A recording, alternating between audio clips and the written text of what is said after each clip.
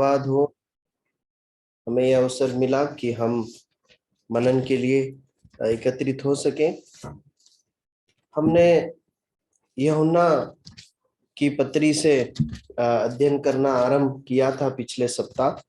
हम उसी पत्री से आगे बढ़ेंगे। पहला यूहन्ना की पत्री, उसका पहला अध्याय, और एक बार फिर हम इस पूरे अध्याय को पढ़ लेंगे। पहला यूहन्ना उसका पहला अध्याय और उसकी 1 आयत से 10 आयत तक हम इसे पढ़ेंगे। कृपया जिन्हें भी अगुवाई हो पढ़ने में मदद करें। जीवन के वचन के विषय में जो आदि से था, जिसे हमने सुना और जिसे अपनी आंखों से देखा और जिसे हमने ध्यान से देखा और हाथों से छुआ, ये जीवन प्रकट हुआ और हमने उसे देखा और उसकी गवाही देते हैं और तुम्हें उस अनंत जीवन का समाचार देते हैं जो पिता के साथ था और हम पर प्रकट हुआ। जो कुछ हमने देखा और सुना है उसका समाचार तुम्हें भी देते हैं, इसलिए कि तुम भी हमारे साथ सहभागी हो और हमारी यह सहभागिता पिता के साथ और उसके पुत्र यीशु मसीह के साथ है। और ये बातें हम इसलिए लिखते हैं कि हमारा आनंद पूरा हो जाए।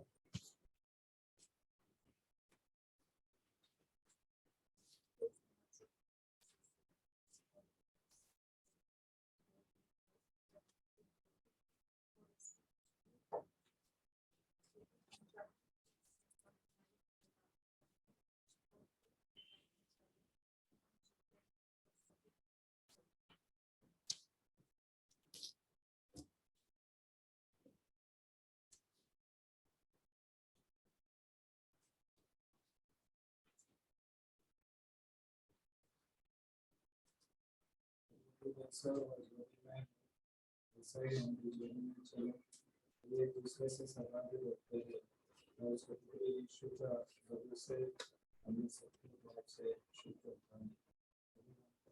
हमें कुछ की बात नहीं है जो अपने आप को देखा सत्य नहीं, हम अपने पापों को मान लेते और हमारे पापों को क्षमा करने सब से शुद्ध करने में विश्वासी होगी और यदि कहे कि हम पाप नहीं किया तो उससे झूठा रहता है और उसका वचन 2 की 1 और 2 आयत भी पढ़ लीजिए। मेरे बालकों में ये बातें तो मैं इसलिए लिखता हूँ कि तुम पाप न करो, और यदि कोई पाप करे तो पिता के पास हमारा एक सहायक है, अर्थात धर्मी यीशु मसीह, और वही हमारे पापों का प्रायश्चित है, और केवल हमारे ही नहीं वरन सारे जगत के पापों का भी। यदि हम उसकी आज्ञा को मानें। बस काफी। परमेश्वर अपने वचन के पढ़े और सुने जाने पर आशीष दे, और इसे मनन करने के लिए और इसको समझने और इसके अनुसार चलने के लिए प्रभु हमारी मदद करे। हमने पिछले सप्ताह इस पत्री का आरंभ किया था और पिछले सप्ताह हमने इस मुख्य रूप से इस पत्री के परिचय को देखा था, अर्थात ये किसने लिखी है। हम जानते हैं कि ये यूहन्ना जो प्रभु यीशु मसीह के साथ रहा है, चेले के रूप में, प्रेरित के रूप में, उसने ये पत्री लिखी है। फिर हमने इस बात को देखा था कि किन हालातों में ये लिखी गई है, क्या कारण था इस पत्र के लिखने का। तो हमने देखा था कि झूठे शिक्षकों के खिलाफ या उनकी झूठी शिक्षाओं के खिलाफ ये पत्री लिखी गई, और मुख्य रूप से जो झूठी शिक्षाएं वो लोग फैला रहे थे वो ये थी कि जो है ज्ञान गुणवाद की शिक्षा वो देते थे। मतलब वो बताते थे कि ज्ञान जो है वो सद्गुण या चरित्र से बढ़कर है। चरित्र महत्वपूर्ण नहीं है परंतु ज्ञान महत्वपूर्ण है। और वो ये सिखाते थे कि हमारे पास एक विशेष प्रकार का ज्ञान है जो प्रेरितों के पास नहीं है। यदि सच्चे परमेश्वर को जानना है तो उन झूठे शिक्षकों के पास जो ज्ञान है उसकी दीक्षा लेना जरूरी है। फिर वो बताते थे कि पुनरुत्थान नहीं है।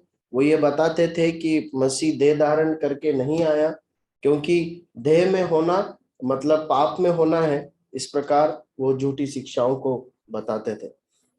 तो ये झूठी शिक्षाओं में सच्चे विश्वासी भटक न जाए, इसलिए सामान्य रूप से सभी मसीहों को, विश्वासियों को, जिन्होंने प्रभु यीशु मसीह को ग्रहण किया है, उनको संबोधित करते हुए पत्री लिखी गई है। ये मुख्य रूप से परिचय में हमने देखा है। फिर उसके बाद 1 से 5 आयत, 4 आयत पर हमने मनन किया था और हमने देखा था किस प्रकार वो अपने व्यक्तिगत अनुभवों को, जो प्रभु यीशु मसीह के साथ रहते हुए उससे मिले, उसके आधार पर सच्चाइयों को वो बता रहा है। जो सत्य उसे उस दौरान मिला परमेश्वर के साथ, परमेश्वर की उपस्थिति में, उन सत्यों को वो बांट रहा है। देखिए, इस पूरी पत्री को आप पढ़ेंगे ना, तो एक जो महत्वपूर्ण बात सीखते हैं हम, वो ये है कि हमेशा हमें सत्य को फोकस करना है, सत्य पर ध्यान लगाना है और सत्य को बांटना है। देखिए, मैं क्या कहना चाह रहा हूं, हमने इस संदर्भ में ये देखा कि ये झूठे शिक्षकों के खिलाफ लिखी गई है, लेकिन आप जब इस पत्री को पढ़ेंगे तो कहीं पर भी जो सब्जेक्ट है या झूठी शिक्षा को एड्रेस नहीं किया गया। मतलब यूहन्ना इस पत्री को इस प्रकार से नहीं लिख रहा है कि देखो वो ऐसा बोलते हैं, ये गलत है और सही है, ऐसा नहीं लिख रहा है, परंतु वो बहुत स्वाभाविक रीति से केवल सत्य को बांट रहा है। उसका फोकस सत्य है, वो सत्य को एड्रेस कर रहा है, वो सत्य को सिखा रहा है, वो सत्य को सिखा रहा है। उसके प्रकाश में झूठ अपने आप प्रकट हो रहा है या झूठ अपने आप खंडित किया जा रहा है, झूठ को अपने आप बताया जा रहा है कि वो कितना ही गलत या झूठा है। इसलिए जब भी हम, जरूरी है जब हम परमेश्वर के वचन को सीखते हैं या जब हम बांटते हैं, तो हमें बुराई या गलत बात को फोकस करते हुए सत्य को नहीं बताना है, परंतु हमें सत्य को सीधे बताना है। प्रभु सहायता करें। हम आगे बढ़ते हैं, हम 5वीं आयत से इस आज के मनन को आरंभ करते हैं। कृपया 5वीं आयत पढ़ दीजिए कोई भी भाई या बहन। जो समाचार हमने उससे सुना और तुम्हें सुनाते हैं। ठीक है, काफी। पहली बात हम यहाँ पर सीखते हैं, देखिए आप ऊपर भी ध्यान देंगे, यहाँ भी ध्यान देंगे, तो यूहन्ना बार बार ऐसा बोलता है, जो समाचार हमने सुना वो तुम्हें सुना रहे। ऊपर वो कहता है जो हमने देखा, जो हमने सुना, जो हमने ध्यान से देखा, वो तुम्हें बता रहे।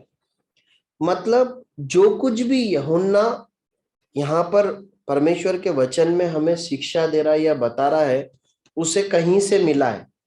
कहाँ से मिला है? ये सुसमाचार यूहन्ना ने कहां से सुना है जो वो हमें बता रहा है? प्रभु यीशु मसीह से मिला है, परमेश्वर से मिला है। देखिए, हम में से हर एक जो किसी और को सुसमाचार सुनाते हैं या मुख्य रूप से जो परमेश्वर के वचन को बांटते हैं, हम हमारी बहुत बड़ी जिम्मेदारी है कि पहले हम परमेश्वर से पावें, फिर लोगों तक पहुंचावें।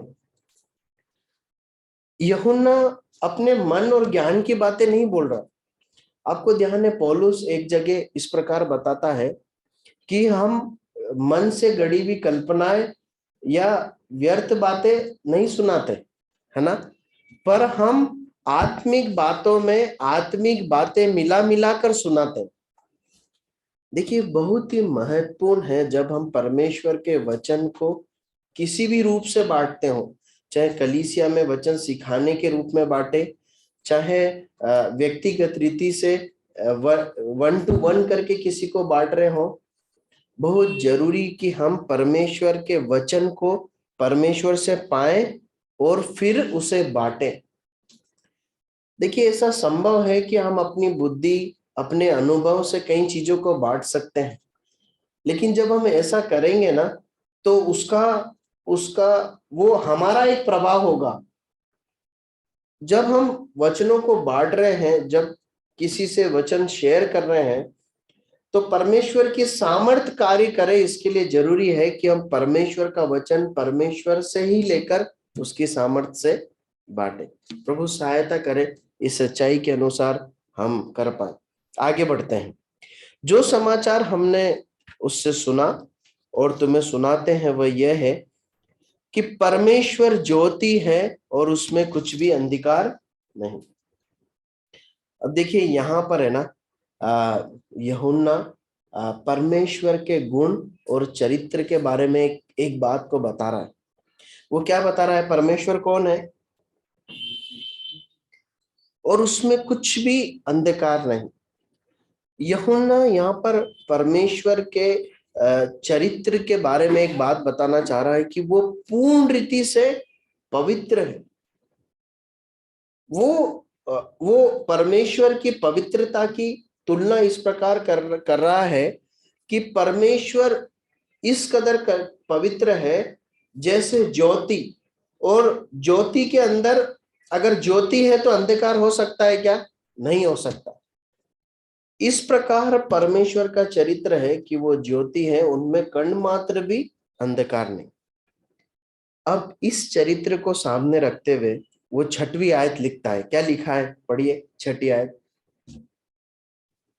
यदि हम कहें कि उसके साथ हमारी सहभागिता है और फिर अंधकार में चले तो हम झूठे हैं और सत्य पर नहीं चलते। अब देखिए यहाँ पर यूहन्ना परमेश्वर के उस चरित्र को हमारे साथ जो सहभागिता है परमेश्वर की उसके साथ जोड़कर कुछ बातों को सिखा रहा है। देखिए जब ऐसा कहा जाता है कि सहभागिता है, दो लोगों की आपस में सहभागिता, तो इसका क्या मतलब है? जब ऐसा कहा जाता है कि मैं इसके साथ सहभागी हूं, मतलब कैसे, क्या इसका अर्थ क्या है? मतलब दोनों के उद्देश्य एक है ना? आप समझ रहे? दोनों की राह एक है ना? दोनों एक जैसे चीजों को पसंद करने वाले, है ना? तभी सहभागिता हुई ना। जब हम ऐसी बात करते हैं कि सहभागिता है, तब एक ऐसे दो व्यक्तियों की या दो से अधिक व्यक्तियों की बात की जाती है जिनकी पसंद, जिनका उद्देश्य, जिनका बातें एक समान मेल खाती, तभी तो वो एक दूसरे से सहभागी है, वरना उनमें सहभागिता नहीं होगी। तो यूहन्ना इस बात को ध्यान में रखते हुए इस प्रकार सिखा रहा है कि यदि हम उसके साथ सहभागी हैं तो फिर अंधकार में चलें तो हम झूठे हैं, वरन में हम में सत्य नहीं। मतलब क्या है? एक व्यक्ति जो बोल रहा है कि मेरे साथ मेरी सहभागिता परमेश्वर के साथ, मैं परमेश्वर और मैं सहभागी हैं, लेकिन उसके जीवन में ज्योति की जगह अंधकार, मतलब पवित्रता की जगह बुराइयां दिखे, इसका मतलब क्या है? वो क्या है?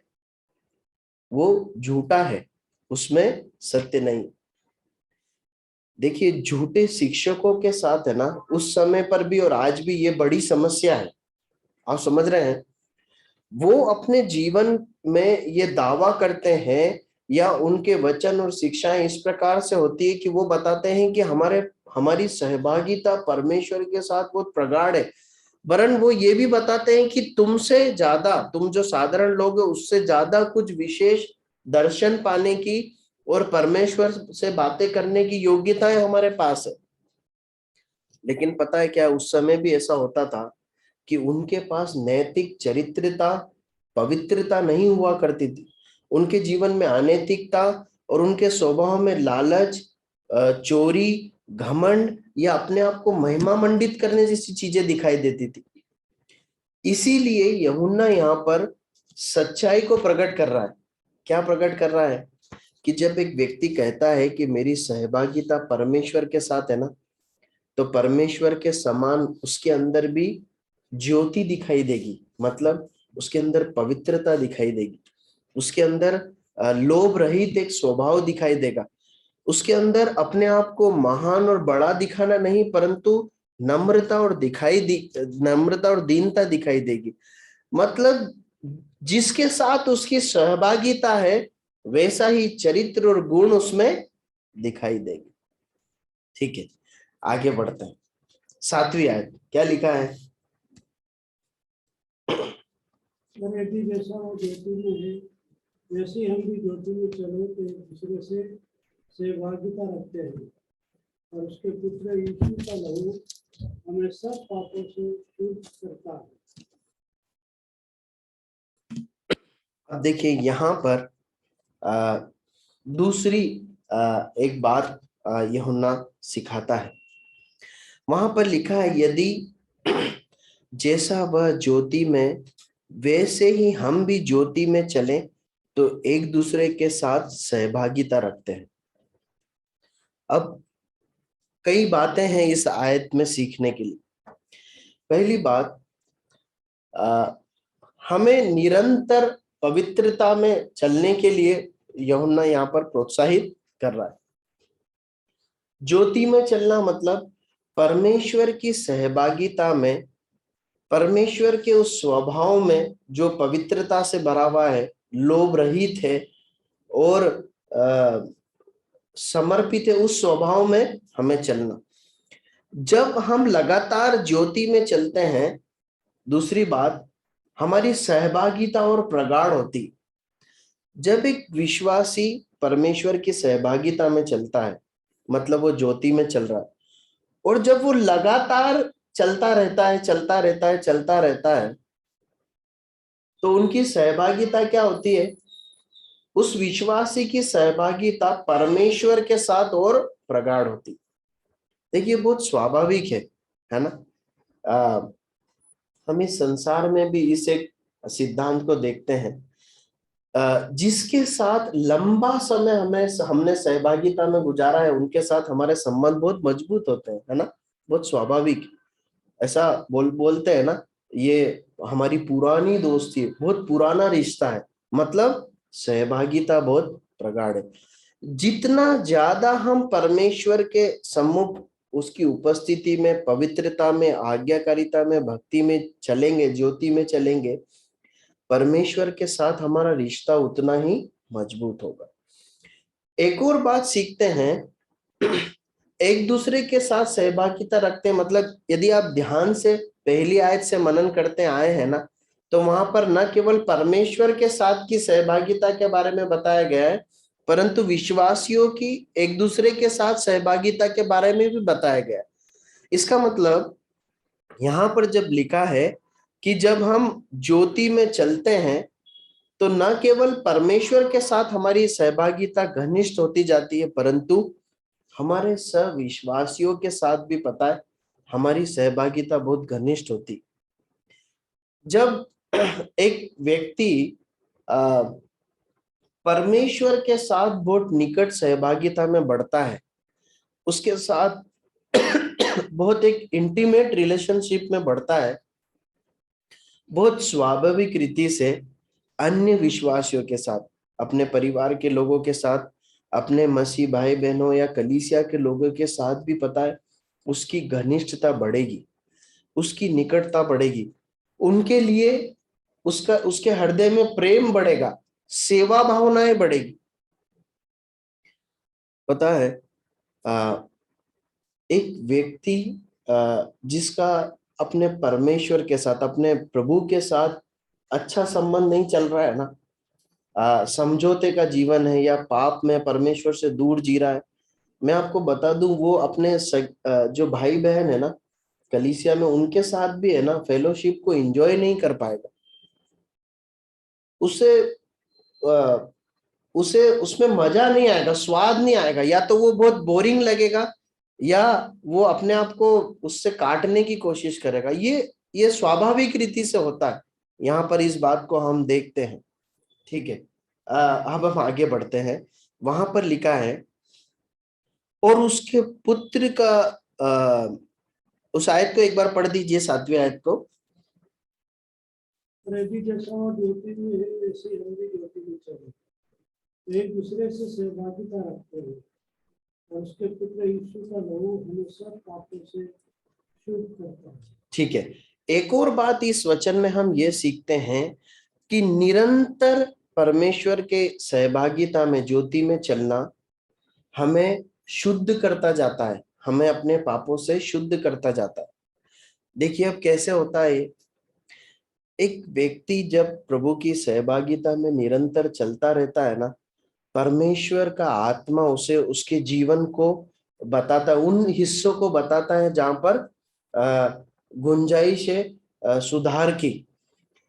परमेश्वर उसे इसलिए कि वो निरंतर प्रभु के सम्मुख आता है, वचन पढ़ता है और प्रभु की सहभागिता उसके लिए बहुत प्रिय है, वो प्रभु के लिए जीना चाहता है। जब निरंतर उसकी खोज ये है ना, परमेश्वर उसके जीवन के गुप्त हिस्सों को खोलता है उसके ही सामने कि देख, ये जो तू बात विचारता है ना, ये गलत, ये जो तू बात बोलता है ये गलत है, ये जो तू करता है ये गलत है। अभी तक शायद उसे इस बात का आभास ना हो, पर जैसे जैसे वो प्रभु की निकटता में बढ़ता है ना, उसे चीजें बहुत और परमेश्वर की दृष्टिकोण में स्पष्ट दिखाई देने लगती। तब वो क्या करता है, प्रभु के पास आकर उसे मानता है, क्षमा मांगता है, अंगीकार करता है और इस प्रकार परमेश्वर उसके जीवन को शुद्ध करता है। अब एक और बात है, उसकी शुद्धि का आधार क्या है? प्रभु यीशु मसीह का लहू। देखिए एक बहुत बड़ा सिद्धांत जो हम यहाँ पर सीखते हैं, पता है क्या है? हर बार हमारे पापों की क्षमा के लिए जो प्रायश्चित है या हमें पापों की क्षमा मिले, इसका जो आधार मालूम है? प्रभु यीशु मसीह का लहू है, उसके अलावा कुछ नहीं। देखिए यहाँ पर एक व्यक्ति है जो लगातार ज्योति में चल रहा है ना, हम अभी तक उसी को मनन करते आए। इसलिए कि वो लगातार ज्योति में चल रहा है, वो धर्मी पवित्र है, उसके पाप क्षमा किए जाते हैं ऐसा नहीं लिखा है, क्योंकि वो तो जी रहा है, उसके मन में प्रभु को प्यार करने की इच्छा है, प्रभु के साथ लिपटे रहने की इच्छा है, इसलिए उसके पाप क्षमा किए गए ऐसा नहीं। इसके बावजूद कि वो एक धार्मिकता का जीवन जी रहा है, ज्योति में चल रहा है, उसके पापों की क्षमा का आधार प्रभु यीशु मसीह। प्रियो, हम कितनी भी पवित्रता में या भक्ति में जी लें, उसके बावजूद यदि हमसे कुछ चूक होती है तो हम ये नहीं कह सकते कि प्रभु मैं, आप तो जानते हैं मैं बहुत धार्मिकता और पवित्रता में अपने जीवन को जीता हूं, इसलिए कि मैं ऐसा जीवन जी रहा हूं आप मेरे पाप को क्षमा करें। नहीं, हमें प्रायश्चित की जरूरत है और प्रायश्चित केवल प्रभु यीशु मसीह का लहू हमें उपलब्ध कराता है। कई बार मेरे मन में विचार आया, मूसा कनान देश में प्रवेश नहीं कर पाया, है ना। उसने क्या गलती की थी? केवल एक गलती की थी, है ना। उसके पहले उसने सारे काम कैसे किए थे? अच्छे किए थे। पूरी भीड़ की भीड़ जब विद्रोह करती थी, बकझक करती थी, तब वो परमेश्वर के सम्मुख विश्वास के साथ प्रार्थना करने वाला एक व्यक्ति था। लेकिन जब उससे चूक हुई तो परमेश्वर का दंड उस पर आया। हमारी धार्मिकता कभी भी हमें हमारा पवित्र जीवन या हमें धार्मिकता की चाह, धार्मिक बनने की जो चाह है, समर्पण है, वो हमें परमेश्वर के सम्मुख धर्मी नहीं ठहराता, परंतु परमेश्वर के पुत्र प्रभु यीशु मसीह का लहू, वो छिड़काव ही हमें, वो प्रायश्चित ही हमें धर्मी ठहराता है। ठीक है, 8वीं आयत को पढ़ते हैं।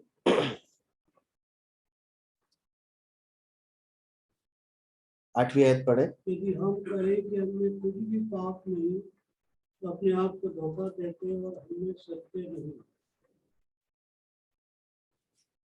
देखिए यहाँ पर अब पौलुस आगे एक सत्य को बता रहा है। यदि हम कहें कि हम में कुछ भी पाप नहीं तो अपने आप को धोखा देते हैं और हम में सत्य नहीं। देखिए इस धरती पर जब हम परमेश्वर के साथ सहभागिता में जीवन जी रहे हैं, तब एक सत्य परमेश्वर के वचन के अनुसार हमें याद रखना और उसके तहत सावधानी बरतना जरूरी है। पता है क्या है? हम में पाप का स्वभाव है। पौलुस क्या यूहन्ना क्या कह रहा है यहाँ पर? यदि हम कहें कि हम में कुछ भी पाप नहीं, तो क्या कर रहे हैं? हम काय में हैं? धोखे में, है ना। और हम में सत्य नहीं, मतलब हम सत्य पे नहीं चल रहे। देखिए, जब हम प्रभु यीशु मसीह के पीछे चल रहे हैं, जब हम इस बात का दावा कर रहे हैं और हम इस बात के लिए समर्पित है कि हमारी सहभागिता परमेश्वर के साथ है, ज्योति में मैं चल रहा हूं, ज्योति में चलने के लिए, पवित्र जीवन जीने के लिए समर्पित हूं, तब भी इस बात को याद रखना है कि मेरे अंदर क्या है? पाप का स्वभाव है। इसका मतलब क्या है? मेरा शरीर पाप करने के लिए एक्टिव है। मेरे अंदर पाप करने की इच्छा अभी भी है और मैं पाप कर भी सकता हूं, है ना। समझ रहे हैं ना? देखिए, तभी तो ऐसा होता है कि हम प्रभु के साथ चलते चलते भी हमें पाप करने के प्रलोभन नहीं आते हैं क्या? आते हैं। और न केवल प्रलोभन आते हैं, हम खुद महसूस करते हैं कि हम इस बात को जानते हैं अपनी बुद्धि में कि गलत है, फिर भी उसको करने की इच्छा भी हमारे अंदर होती है। मैं सोच रहा हूं आप सब रिलेट कर पा रहे हैं, मतलब है ना, ये हमारा अनुभव है। तो यूहन्ना ये बता रहा है कि ये बहुत स्वाभाविक है, ये बहुत स्वाभाविक है कि ऐसा हो सकता है। इस बात को अंगीकार करके चलना है कि मेरे अंदर पाप करने की इच्छा है, मेरा शरीर पाप के लिए एक्टिव है, मैं पाप में गिर सकता हूं। इसलिए क्या करना है? सावधान रहना है, सावधान रहना है। देखिए, मैं आपको बताना चाहता हूं मेरे मसीह जीवन के अनुभव से। कई बार जब मैंने इस स्वभाव को अपने आप के अंदर देखा ना, तो मैं निराश हो गया। मतलब मैं इसलिए निराश हुआ कि मैंने इस बात को पाया अपने अंदर कि मैं, प्रभु आप नहीं जानते हैं क्या, मैं मेरे और प्रभु के बीच के कुछ उस दौरान जो वार्तालाप है वो आपके साथ बांटता हूँ। क्या बेसिकली वो कैसे होता है? मैं कई बार ऐसा बोला, प्रभु क्या आप नहीं जानते कि मैं आपके लिए पवित्रता में जीना चाहता हूँ। पर मुझे बहुत शर्म आती है, मुझे बहुत दुख होता है कि मेरे अंदर इस गंदी बात की चाहत है। मैं आपको बताऊं, जब परमेश्वर के वचन से इस सत्य को मुझे पता चला ना कि ये चाहत जो है, पाप की ये जो स्वभाव है, ये बहुत स्वाभाविक है। और इसी के साथ मैंने चाहा है कि तुम पवित्र जीवन जियो, इसी में मैं तुम्हें अनुग्रह दूंगा।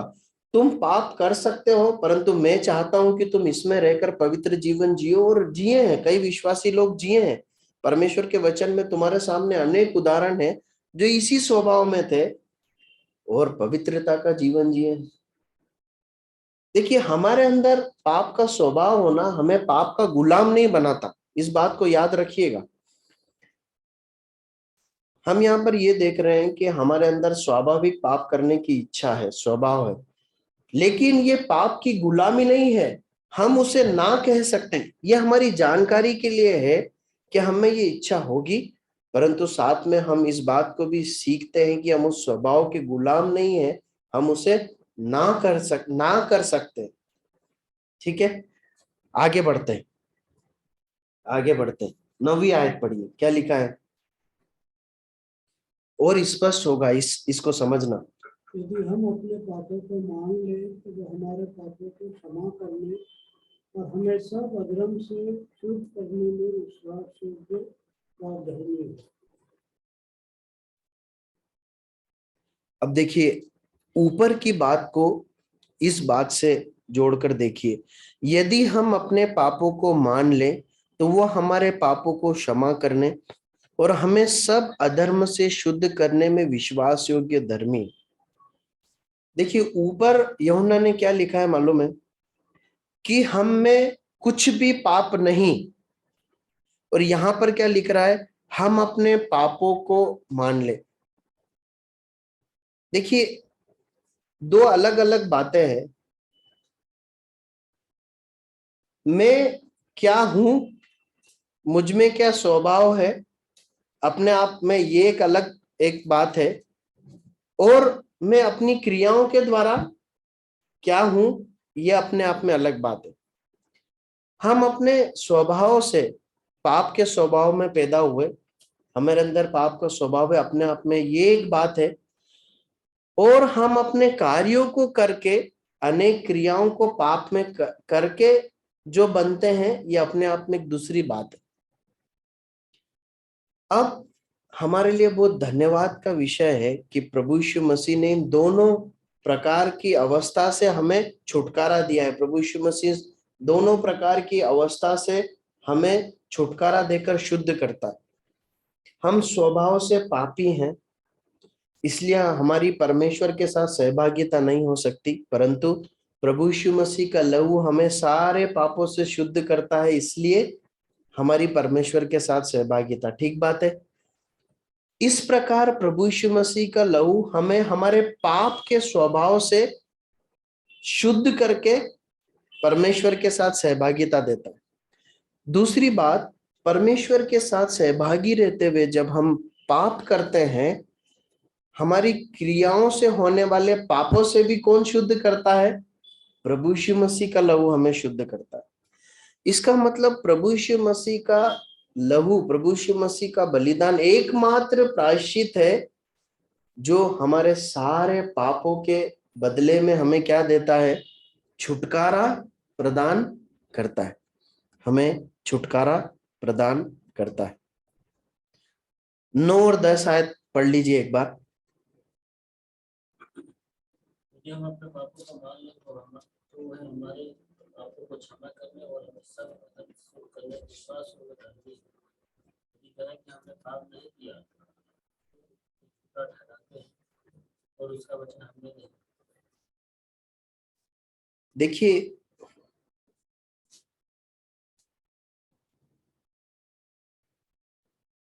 परमेश्वर के साथ सहभागिता के लिए निष्पाप जीवन की आवश्यकता नहीं है। आप समझिएगा, मैं इसे कंप्लीट करूंगा।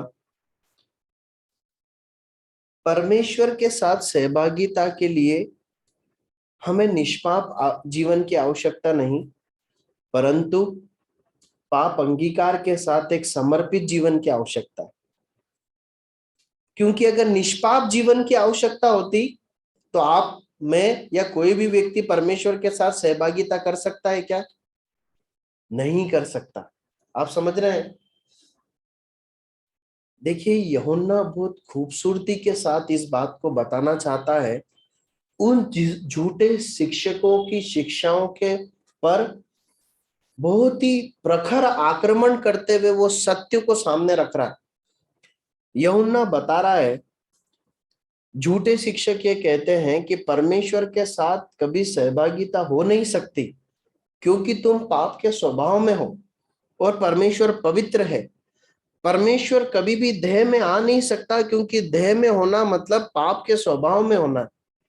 पौलुस यहां बता रहा है, इन वचनों पर मनन करने से समझ में आता है कि परमेश्वर के साथ सहभागिता करने के लिए निष्पाप जीवन नहीं चाहिए, परंतु ऐसा जीवन चाहिए जिसने पापों को अंगीकार किया है, पापों से क्षमा पाई है और जो पवित्रता के लिए समर्पित है।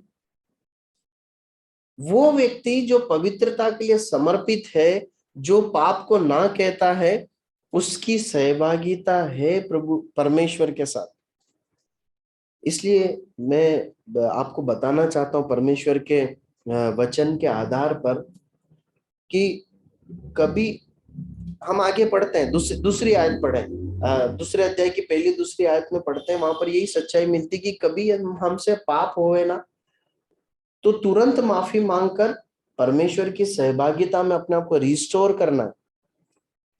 कभी भी ये विचार नहीं रखना है कि मुझसे ये पाप हो गया इसलिए मैं परमेश्वर की सहभागिता से हमेशा के लिए दूर हो गया हूं। ये झूठी एक शिक्षा है, ये एक धोखा है जो हमारा मन हमें दे सकता है या शैतान हमें दे सकता है। देखिए क्या लिखा है 2 अध्याय पहली और दूसरी आयत में। लिखता हूं कि तुम पाप ना करो, यदि कोई पाप करे अर्थात धार्मिक यीशु मसीह, और वही हमारे पापों का प्रायश्चित है, और न केवल हमारे ही नहीं वरन सारे जगत के पापों का भी। देखिए, ऊपर की सारी शिक्षाओं को सारांश में लेते हुए वो ये आयत को लिखता है, बालकों, मैं ये बातें तुम्हें इसलिए लिखता हूं कि तुम पाप ना करो। इन सच्चाइयों के प्रकाश में मेरी और आपकी जिम्मेदारी है कि हम पाप को ना कहकर परमेश्वर की सहभागिता में जीवन जिए। और आगे ये भी कहता है, यदि कोई पाप करे तो पिता के पास हमारा एक सहायक है। किसके पास है? पिता के पास है। पर सहायक किसका है? हमारा है। अब देखिए, परमेश्वर के वचन की खूबसूरती को और परमेश्वर के प्रावधान को, प्रेम को, उसने जो उद्धार का जो प्रयोजन हमारे लिए किया उसको देखिए। परमेश्वर की उपस्थिति में हमारे लिए एक सहायक बैठा है। परमेश्वर और हमारे बीच में एक बीचवई है। परमेश्वर के सम्मुख हमारा एक एडवोकेट है। वो कौन है? धार्मिक यीशु मसीह। वही हमारे सारे पापों का प्रायश्चित है, केवल हमारे नहीं वरन सारे जगत के पापों। जब भी हमसे पाप होवे तो याद रखना है कि पिता के पास हमारा एक सहायक है, प्रभु यीशु मसीह। उसका प्रायश्चित हमें वापस धर्मी ठहराएगा, हमारे पापों को शुद्ध करेगा। बस हमें जरूरत है कि हम पाप करके उसे मान लें, क्षमा मांगे, उसे छोड़ दें और प्रभु के चरणों में समर्पण करें। क्या होगा? उसके बलिदान में हम क्षमा पाएंगे, वो हमारा प्रायश्चित है, और हम फिर परमेश्वर की सहभागिता में जुड़ते हैं। प्रभु सहायता करे, अपने इन वचनों के पढ़े सुने जाने पर आशीष दे, और इसके अनुसार चलने के लिए हमारी मदद करे। प्रभु के नाम की महिमा।